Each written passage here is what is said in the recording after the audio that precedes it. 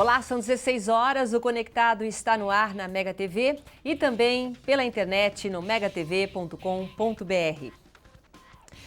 Bom, os principais fatos do mundo são analisados aqui pelo nosso convidado político, o analista político Reni Osses-Cuquier, que já está aqui com a gente. Hoje o nosso assunto, Reni, muito boa tarde. Boa tarde, Silvia. Boa tarde a todos. Hoje o nosso assunto é a lembrança de Hiroshima. Nós comemoramos 70 anos daquele fatídico momento que a humanidade gostaria de esquecer, né, Reni? Até hoje existe uma reflexão política em relação a esse momento.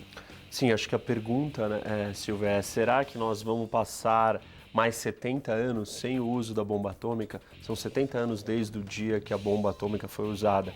E, infelizmente, talvez a resposta seja não. Nos próximos 70 anos, as chances da gente ter o uso dessa bomba são maiores do que os últimos 70. Muito bem. Esse é o nosso assunto de hoje. Conectado está no ar.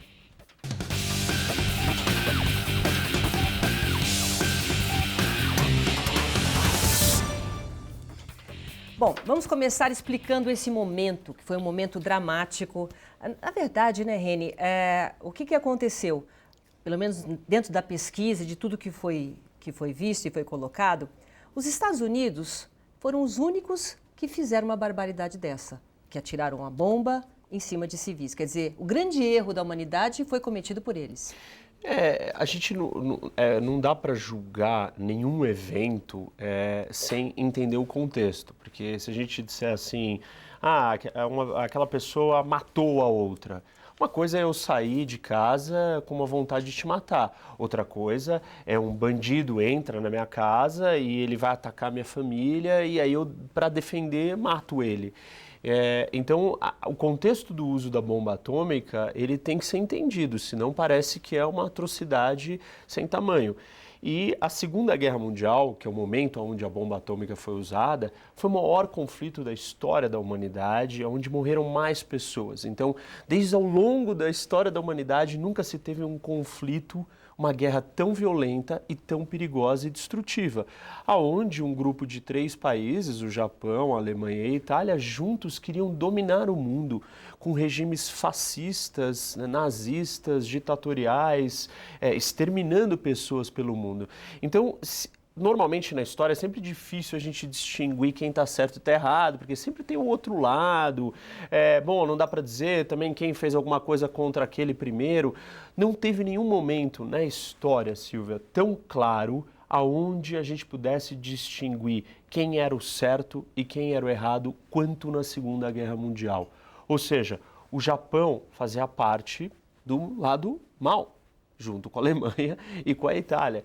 Então, esse é o contexto onde os Estados Unidos usam a bomba atômica, lutando contra regimes destrutivos, sanguinários, cometendo atrocidades assim, jamais vistas. E aí, é nesse momento que os Estados Unidos vão lá e usam a bomba, porque estavam enfrentando um inimigo também muito complicado, muito difícil, disposto a lutar até as últimas consequências. Agora, a bomba de Hiroshima, ela atingiu o objetivo político? Então, o objetivo era assim, né? Quer dizer, a conta, o raciocínio que foi feito foi o seguinte: nós estamos se deparando com um inimigo muito forte, com ambições imperiais. Como que a gente vai vencer ele? Na cultura japonesa, a questão antes, né? Hoje isso mudou bastante, depois inclusive do fato da bomba atômica. Na cultura japonesa, a questão da honra, ela é muito forte. Então, os soldados japoneses, eles lutavam ali, eles jamais iriam perder a sua honra, aceitar ser derrotados. Tanto que na Segunda Guerra Mundial surgem os kamikazes, que eram soldados suicidas. Uhum. Então, na hora que os Estados Unidos estavam se deparando ou pensando como lidar com esse inimigo, falaram, bom, eu tenho 2 condições: ou vão morrer milhões de soldados aqui nessa guerra, porque os japoneses não vão se render e vão lutar até o fim, até a morte, ou a gente usa uma arma muito mais poderosa e fala, olha, vai ser custoso, muita gente vai morrer e vai ser sofrido. Então a lógica dos americanos foi, vamos jogar essa bomba para mandar um recado para ver se os japoneses se rendem. E aí Mas escolhido... também não só para os japoneses, mas para o mundo, né? Sim, porque aí... Somos os poderosos. Porque naquele momento, quem que estava tentando fazer a bomba atômica? Eram os alemães. Todos os cientistas que trouxeram conhecimento para desenvolver a bomba atômica eram cientistas alemães que tinham fugido da Alemanha e participaram da pesquisa com o regime nazista e chegaram nos Estados Unidos e falaram, olha, os alemães estão tentando desenvolver uma arma muito destrutiva e poderosa, façam alguma coisa.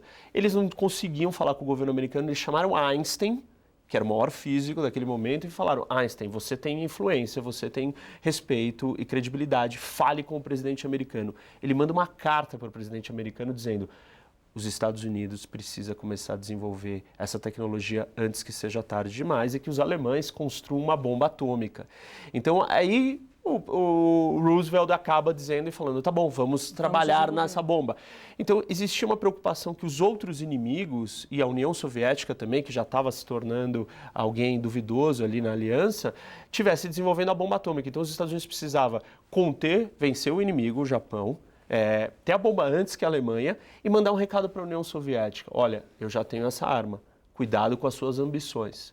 Então envolvia muitas coisas. Além dos Estados Unidos, a gente já está terminando esse bloco, teve uma outra grande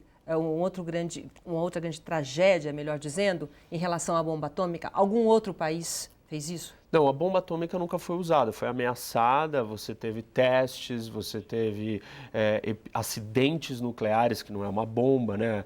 Uma usina nuclear vazou, coisas assim. Mas o uso da bomba atômica aconteceu uma vez nesse contexto da maior guerra da história da humanidade.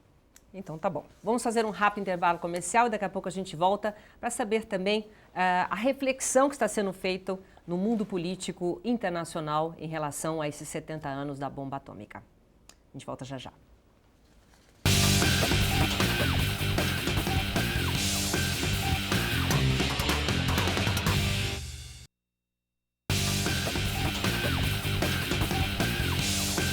Conectados está de volta, estou com o nosso analista político, Reni Oscuquier, analisando justamente, fazendo uma reflexão dos 70 anos da bomba de Hiroshima. E você estava fazendo uma análise, vindo para os dias de hoje, dentro da história, a importância da reflexão em relação a esta bomba. Chegou a que ponto, para no caso evitarmos ter outra guerra, né? A bomba atômica, no primeiro momento ela trouxe essa destruição, esse temor muito grande que o mundo mudaria completamente, que as guerras nunca mais seriam as mesmas depois da bomba atômica, da invenção da bomba atômica, o que não foi verdade. E, na verdade, uma outra lógica acabou se desenvolvendo, que era uma lógica de medo ou de destruição mútua, que essa bomba, então, foi capaz de, durante os anos da Guerra Fria entre Estados Unidos e União Soviética, manter uma paz. Porque o receio de que esses dois países com tantas bombas atômicas usassem isso, acabaria com o mundo, foi esse equilíbrio de medo, de terror e de força que fez com que a bomba atômica servisse para não termos uma terceira guerra mundial. Claro que aquele momento também era um momento único porque você tinha duas grandes potências no mundo só, o mundo dividido em dois. E a relação era de tudo ou nada, porque você só tem duas frentes de batalha. Hoje o que está acontecendo é um outro cenário, onde muitos outros países estão ascendendo, crescendo, ganhando influência e poder, e eles querem ter a bomba atômica. Só que aí a gente parte de um mundo com 8 países com bomba atômica e vai para, de repente, um mundo com 20 ou 30 países com bomba atômica. Isso é um mundo muito instável e muito perigoso, porque naquele momento entre Estados Unidos e União Soviética eram 2 países que tinham que conversar e desenvolveram mecanismos de, por exemplo, eu entender exatamente o que você está fazendo e que isso não é um alarme falso e que eu não vou te jogar uma bomba antes do nada. Então a gente tem conexão um com o outro. Se a gente tiver 20 países com bomba atômica, alguns desses países nem se falam. Hoje, com certeza, nós temos quantos países? Nós temos 5 países que estão autorizados a ter bomba atômica, que são os em azul ali no mapa, que são os 5 permanentes do Conselho de Segurança, que é Estados Unidos, França, Inglaterra, Rússia e China, os que estão em azul no mapa. Esses são autorizados a ter a bomba atômica. Além desses 5 países, nós temos mais 3 países. Ali no sul da Ásia, a gente vê a Índia grande em vermelho, do lado da Índia tem o Paquistão, também em vermelho, e ali no outro cantinho, perto do Japão, também em vermelho pequeno, a Coreia do Norte. Então nós temos 5 mais 3, aí temos ali no Oriente Médio mais um que é Israel, pequeno, e aí o em verde são os países que estão próximos a ter uma bomba atômica. E ali o grande é o Irã e tem a Síria também. Agora, nos últimos meses, o assunto do poder nuclear voltou à pauta, principalmente por causa dos novos acordos envolvendo países como os Estados Unidos e o Irã recentemente. Isso significa que a existência dessas ogivas nucleares ainda pode ser usada como uma forma de fazer política? Como que isso funciona? A bomba atômica, ela é uma arma militar, mas a capacidade dela é tão absurda, né, que ela tem um uso somente político.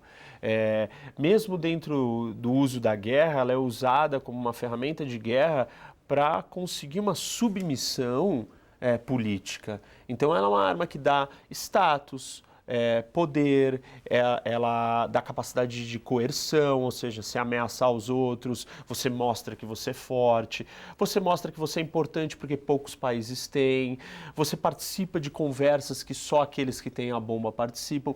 Então tem uns símbolos, tem um status, ela é uma ferramenta política mais do que qualquer coisa, até porque o uso de uma bomba atômica hoje no mundo destruiria tudo. Então as pessoas ameaçam que vão usar uma bomba atômica, mas não necessariamente ela vai ser usada. Claro que no contexto atual, onde nós temos organizações terroristas como um Estado Islâmico ou uma Al-Qaeda dispostas a matar milhões de pessoas, se elas tiverem acesso a uma arma dessa, isso não vai ser um uso político, vai ser um uso de destruição em massa, e esse é o grande temor. O temor é que essas armas ou essa tecnologia chegue na mão de um grupo desses religioso e fanático que não vai medir esforços ou não vai medir consequências e usar. E aí sim o mundo tem a sua maior ameaça de todas. Há algum risco real de uma nova explosão atômica no futuro próximo? Sim, infelizmente sim. Seja por um erro, seja por uma guerra, seja uma organização terrorista ter acesso a isso, jogar essa bomba em algum lugar. Então, quanto mais o mundo se torna complexo, cheio de variáveis, mais próximo a gente pode acabar ficando da bomba ser usada. E quanto mais países tiverem a bomba, pior vai ser, ou mais difícil vai ser ter uma coordenação entre todos eles e garantir que ninguém vai entender errado o outro e não vai acabar lançando uma bomba atômica ou jogando uma bomba em alguém. Então, infelizmente, a gente corre mais risco hoje do que nos últimos 70 anos. E olha, impressionante. Justamente, eu acho que pela reflexão que se faz, né, dos 70 anos, fica aqui sempre a mensagem. Eu fiz uma reflexão, separei aqui, em 1954, Vinícius de Moraes escreveu A Rosa de Hiroshima, um poema que se refere à bomba atômica como rosa radioativa, promovendo uma tocante reflexão sobre os limites da razão humana no uso da ciência e da tecnologia. Você acha que essa reflexão está sendo realmente feita no mundo? Acho que não, mas é muito difícil, Silvia, é muito difícil você colocar o gênio da lâmpada de volta para dentro da lâmpada.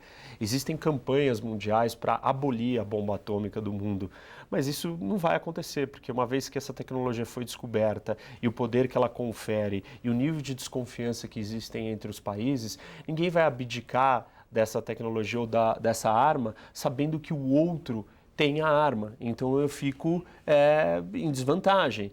Então é muito difícil você criar uma condição onde todo mundo acabe e aceite abolir com essa arma.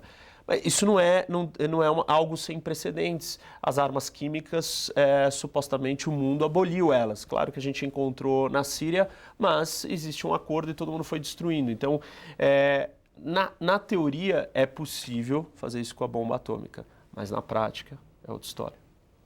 Tem que mudar a humanidade também. Reni, obrigada pela sua participação. Obrigado, Silvia. Boa tarde a todos. Conectado fica por aqui.